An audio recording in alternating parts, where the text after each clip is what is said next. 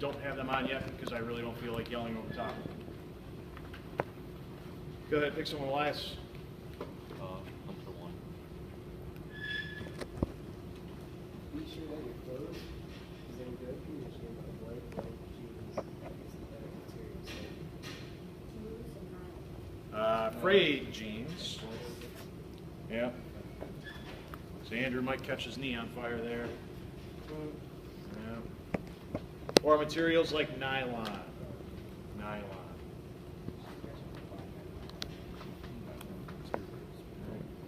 So like Chancey's leggings would be bad. Mateo's hoodie would be bad.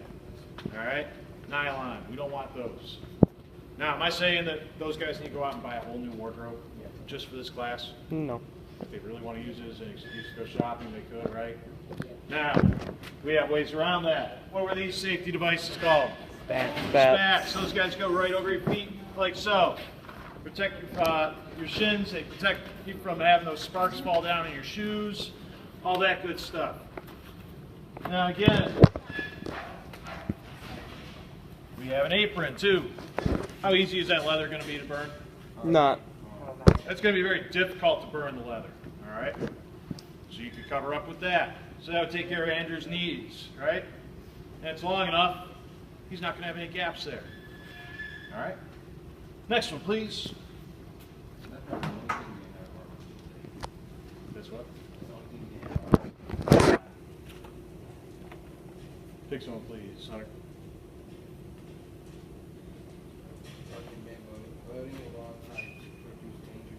We're on number 3 there, Chris. Yep.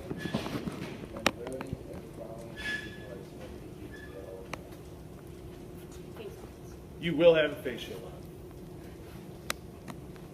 Well, not a face shield. Welder's mask. Welding helmet. Gloves. You all also have gloves on? Spats. That's not going to apply to everybody. I'm not going to wear spats. Apron. That's not going to apply to everybody either. If I had jeans on, that would be fine, right? Jacket. You must have a coat on. One of the green coats. Long. Yes, long sleeves would work, but hang on, that's not what. But those are actually flame retardants. All right, it takes them much longer to burn. 1, 2, 3. What else? Closed-toe shoes.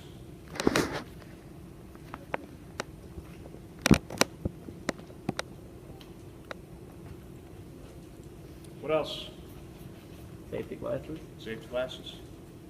Long pants. Hair back. And pants. If you decide, if you're like Hunter and want to wear shorts, or like Sean, I think he wears shorts almost every day too, huh? All right. That's okay. I'm not saying you have to go out and get a new wardrobe again. You have to wear the spats and you have to wear the leather apron, guys. Oh well. All right. So going over them again. Wait, you wear a safety glasses over top of your... Under them? Yes. Yes. Definitely. Safety glasses fit tight to your face, guys. Those welding helmets do not fit tight to your face. I'll tell you right now, if you ever do welding at home or something, or you watch like on a Discovery Channel type of thing, they probably don't have their safety glasses on under it. Doesn't make it right though, does it? Nope. It's like I'm sure you know somebody who drives without wearing their seatbelt. Doesn't make it right. All right. Go ahead, Chris. Pick someone for number 4, please. When welding, the operator needs to be sure to close the blank to avoid harming others in the lab. The curtain. You're gonna close the curtains up. I'll blind someone.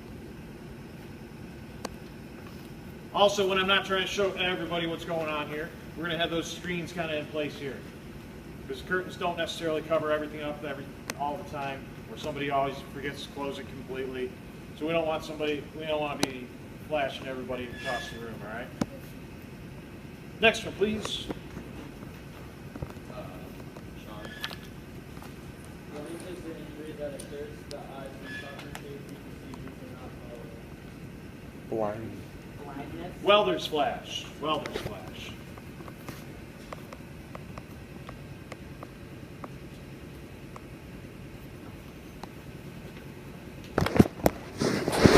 I had a mild case of it once, guys, because I was kind of walking around the shop and the guys didn't have screens up like they should have.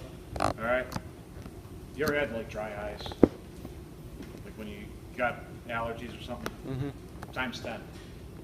Yeah. Ooh. Yeah, it doesn't feel good. They burning or something? Yeah, it like burns, your eyes are tired. Yeah, it feels awful. All right. Some people say it kind of feels like you have sand in your eyes. All right. Not fun. Trust me. Don't watch. All right. Next one, please. It's mesmerizing. No, trust me, it's not mesmerizing. Oh, when arc welding, the method of striking an arc, which is similar to lighting a match, is called blank. The other common method of striking arc is called blank. All right. Now, we have an arc welder here. With the way the arc welder works, again, we're not going to be flashing anybody here because this is not going to work because I don't have a ground clamp attached. All right. So we have an electrode in here, or a stick, yeah. We have our piece of metal. So the first method that works well for most people is scratching. So the first one there is scratching. Dragging. Depends on the rod. Is the next one dragging? So scratching, for a rookie, that's probably the easiest way to get that thing started. It is exactly like striking a great big match. The other one that Chris says he likes doing is tapping. You can tap at it. I'll tell you though, as a rookie, typically what's going to happen, you've probably seen this before, oh, broke it off. You can melt the electrode right to the piece. All right? It happens. Uh-huh. Yep, yep. It's not the end of the world. You're not going to break the welder. Nothing like that. You might trash a rod. That doesn't look anything like that one, right? Yeah, it does. Not really, guys. This is not good. Okay? All right, so our first method there was scratching, the other was tapping. Next one, please. Oh, Joe. In order to be able to weld, the blank must be attached to the piece being welded. Clamp. Ground clamp. Ground clamp.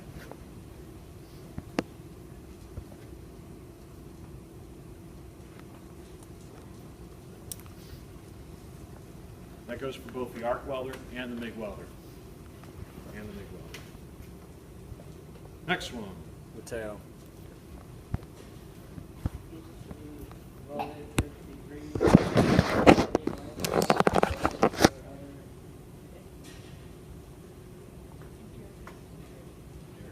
Dirt, grease, any of that kind of stuff. Why do we not want grease and oil? Catch fire. Catch fire. Oil burns, right? Yep. Uh-huh. You guys probably all seen tiki torches, right? Yep. Uh-huh. That's what oil that you put in it, isn't it? All right, next one. When welding with the arc or MIG welder, the operator should slowly move the electrode in a blank motion along the joint re-welded to help make sure there's good bondage. Little circles, small circles here.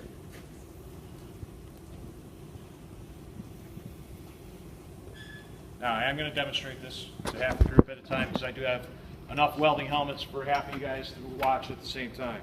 All right, so if I was arc welding, what's happening here is actually, arc welding is probably a more difficult than MIG welding. All right, reason being, as I'm arc welding, this rod is getting shorter and shorter and shorter and shorter. So that rod's burning up. I need to keep it moving at the same time.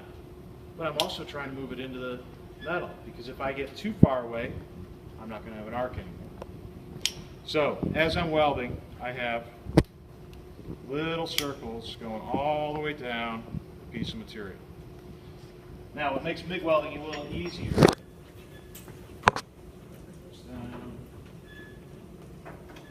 again, so I'm going to turn it on, I'm nowhere near that ground clamp. We have in here a wire. As I squeeze the trigger to weld, it feeds that wire out. So I don't have to worry about moving it in at the same time. Much, much easier with the MIG welder.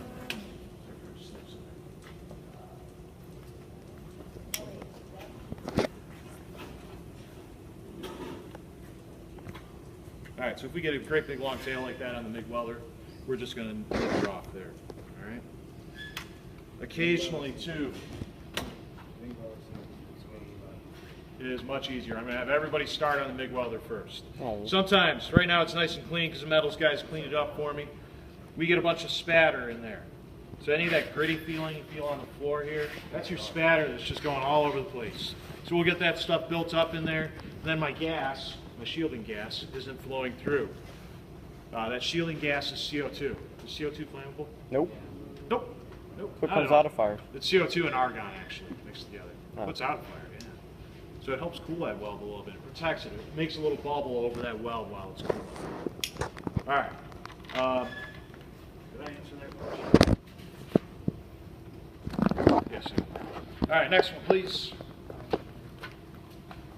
If the electrode on the arc welder were going to get stuck, the operator should try to wiggle it free first, but if this does not work, what should be done?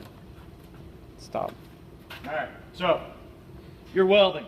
You get too close. You stick it to the piece. First thing you're going to do is try and wiggle it free. Yeah. Don't. Yes, Chris is exactly right. This is going to get very hot, guys. Don't grab the rod. All right? Especially with a bare hand. So first thing you're going to do, remember this electrode is being held right in the electrode holder. I get it stuck. So what I can do is release the electrode holder. Won't get hot anymore. Just step one more. So we will first release the electrode. Then what? Snip it. How about we shut off the welder first? There, Sure. next. Let's shut off that welder next. This is common. And then, like Chris said, we're going to break that free. And yes, this is very common to happen. When you're learning, you are going to stick this to it. Don't worry, you're not going to break the welder, you're not going to hurt yourself. Unless there's like bare wires here, guys, you're not going to shock yourselves either. All right? Next one, please.